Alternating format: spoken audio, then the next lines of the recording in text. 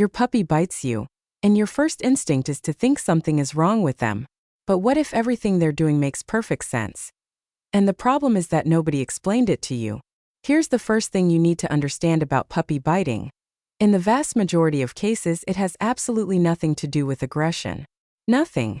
When your puppy sinks their teeth into your hand, your ankle, your sleeve, they are not trying to dominate you. They are not dangerous, and they are not broken.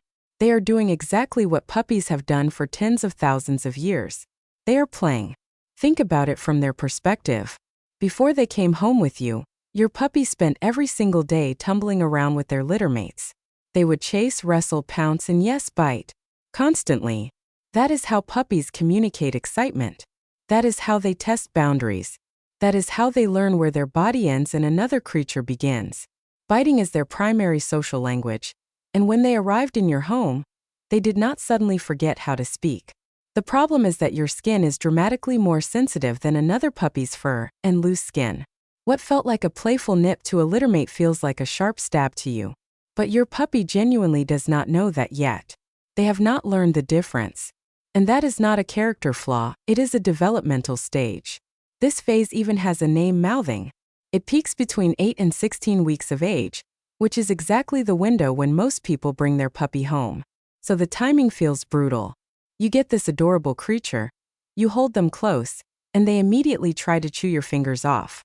But understanding that this is developmentally normal is the first and most important step. So how do you fix it? The most powerful tool you have is called bite inhibition training, and it works by teaching your puppy not to stop biting entirely, but to control the pressure of their bite. When your puppy bites too hard, let out a sharp, high-pitched yelp.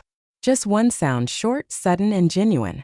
Then immediately withdraw your hand and stop all interaction for 10 to 15 seconds. No eye contact, no talking, no reaction other than stillness. This mimics exactly what their littermates would have done. When one puppy bit another too hard, the other puppy would cry out and disengage. The game stopped. The biter learned. That level of pressure ends the fun. You are using the same feedback loop, just with a human body and a human voice. Repetition over days and weeks will slowly teach your puppy that gentle contact keeps the interaction going. And hard biting makes everything stop. One critical thing to avoid. Never pull your hand away fast when they bite. That sudden movement triggers their prey drive and makes the game more exciting, not less. Stillness is your weapon. Be boring. Be unpredictable in your stillness. And be consistent, because if this lesson works 90% of the time but 10% of the time the bite gets a laugh or a playful shove, your puppy will keep trying for that 10%. Now here's the reason that surprises most puppy owners the most, and it might genuinely change how you see those manic biting episodes that seem to come out of nowhere. Your puppy bites harder and more desperately when they are overtired, overstimulated, or in pain from teething. Not when they are rested and calm. When they are at their most dysregulated. Puppies are a little like toddlers in this way. When a 2-year-old child hasn't napped and has been surrounded by noise and excitement all afternoon, they do not calmly sit down and communicate their distress. They melt down. They lash out. They lose all the emotional regulation they were slowly developing. Your puppy does the same thing, except their version of a meltdown involves teeth. Puppies need an enormous amount of sleep.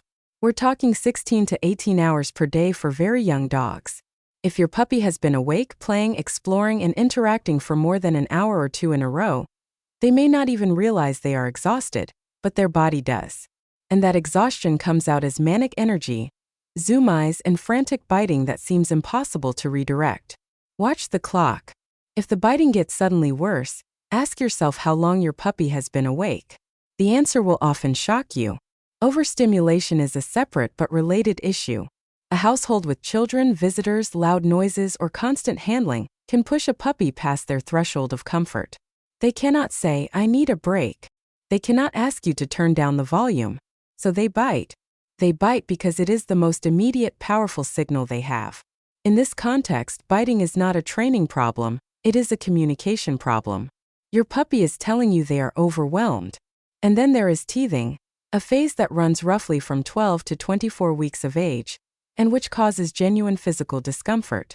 Your puppy's baby teeth are loosening and falling out. Adult teeth are pushing through sensitive gum tissue.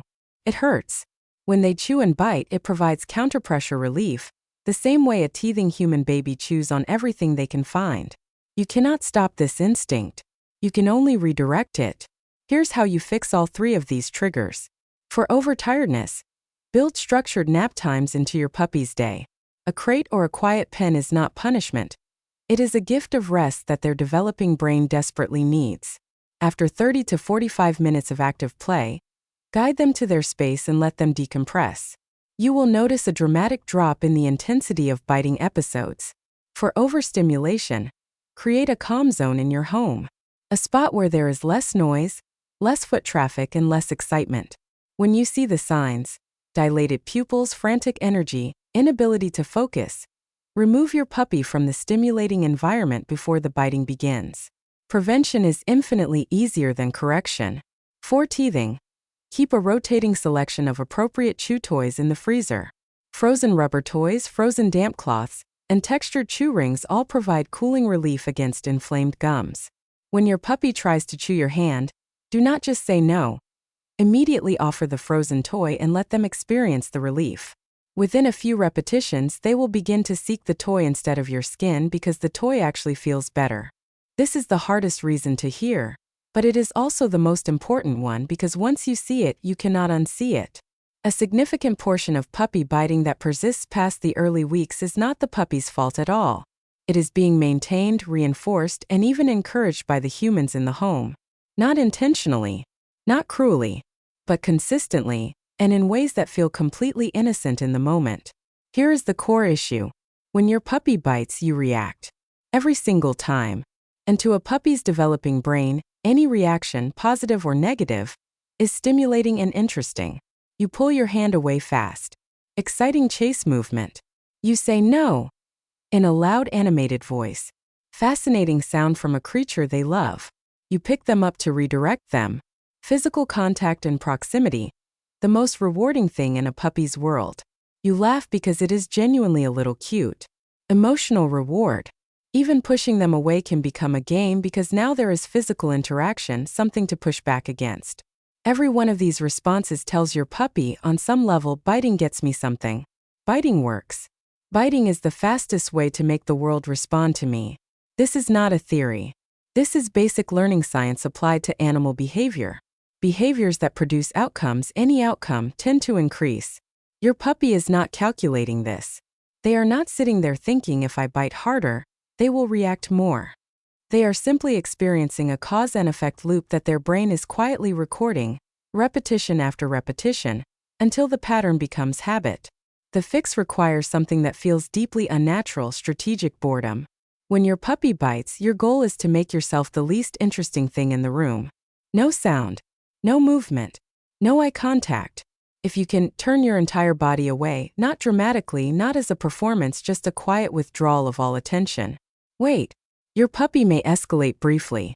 They may bite harder, paw at you, or vocalize in frustration. This is called an extinction burst, and it is actually a sign that the lesson is working. Their old strategy is failing to produce a result, and they are trying harder before they give up. Hold through it. Do not give in at the peak of the burst, because if you do, you have just taught them that biting harder eventually works. There is also a household consistency issue that undermines progress more than almost anything else. If one person in your home is doing everything right, yelping, withdrawing, being calm, but another person is letting the puppy bite their sleeve and calling it adorable, or roughhousing in ways that encourage biting, your puppy will not learn the lesson. Dogs are incredibly context-sensitive learners. They learn rules per situation, per person, per environment. The rule must be the same for every human in the house, every time, or the confusion will keep the biting alive indefinitely. Finally, look at your play style. If you regularly use your hands as toys, wiggling your fingers in their face, letting them grab your wrists, playing tug using your arms, you are training them that hands are appropriate targets for their mouth. Switch entirely to toys for interactive play. Tug ropes, balls, structured games with objects. Your hands become neutral, boring things that deliver pets and food, not exciting moving targets. This one shift, consistently applied over 2 to 3 weeks, changes the entire relationship your puppy has with human hands. Understanding the why behind the behavior is not just intellectually satisfying. It makes you a fundamentally more effective teacher. A puppy that bites because it is playful needs different handling than a puppy that bites because it is exhausted. A puppy that bites because it is teething needs a different solution than one that bites because 3 people in the house are accidentally rewarding it. When you know which reason or which combination of reasons is driving the behavior, you stop guessing, and you start making real measurable progress. And progress with puppies is not linear. There will be good days and bad days. There will be a day when everything clicks and then a day where you wonder if any of it is working. That is completely normal. Stay consistent, stay patient, and trust the process. Your puppy wants to get this right. They want to be close to you without the relationship being painful. They just need you to speak their language, and now you know a little more of it. If this video helped you understand your puppy a little better, subscribe to Canine Mind. We put out new videos every week about dog behavior and psychology, explained simply and honestly. Drop a comment below and tell us, which reason surprised you the most? We read every single one. See you in the next video.